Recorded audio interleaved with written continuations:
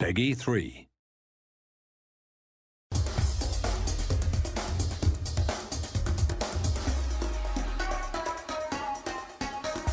I think there was a lot of limitations in our old collision system. It was very good, but it didn't allow us to do some things that were quite difficult. So a lot of times in FIFA 11 you'd get a situation where maybe two players are running into one another, and because there's a lot of contacts between those two players, with the old system we had to pick one contact, which meant that we'd get a collision animation that did a great job of showing you that there was a collision, something happened, but maybe didn't take into account every little detail.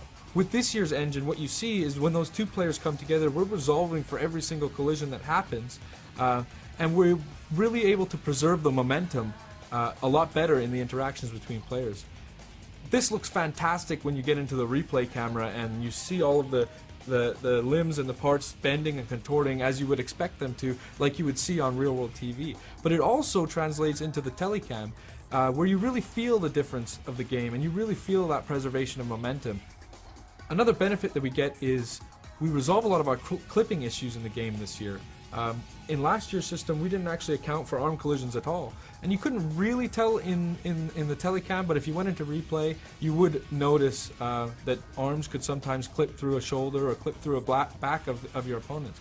Well, this year we're resolving every single collision on every single limb of the players when they interact, and the results are quite astounding. One, you don't actually get the level of clipping that you got in last year's game, but two, you get tons of variety. You don't get these robotic animations in jostling and shielding. You get more of a tussle between the players and a fight for possession that feels more realistic, feels like things that you might see on TV. To illustrate the point about the variety we get, I want to talk about contextual dribble turns. And what this is using the left stick, you could beat a player last year by maybe taking just a 45-degree dribble turn. But sometimes when you would do that, maybe you'd knock the ball by him and that player would stick out a leg trying to tackle you or really be in the way of where you're trying to go after the ball has passed him. So when you add this year's engine on top of the contextual dribble turns, what you get is realistic behaviors, realistic things that you would see on television happening in the game. Like for instance, a player knocking the ball by a defender, he sticks out a leg to tackle and the dribbler tries to jump out of the way, but he gets caught and he goes down. But the way he's trying to jump out of the tackle and the way that his legs bend because he's been caught, it creates another level of variety that we just wouldn't have had in the game last year. Further to that, what you can see now is sometimes a dribbler will knock the ball by a defender using one of these dribble turns, jump out of the way and gets caught, but just slightly, so he takes a small knock.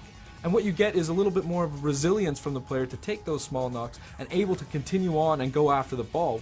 Now players like Messi can skip through those challenges, take a knock, bounce off of a tackle, and still continue on to really pursue the ball and continue the flow of the game. And it makes for a much more exciting experience, especially when you're on the ball with those good dribblers.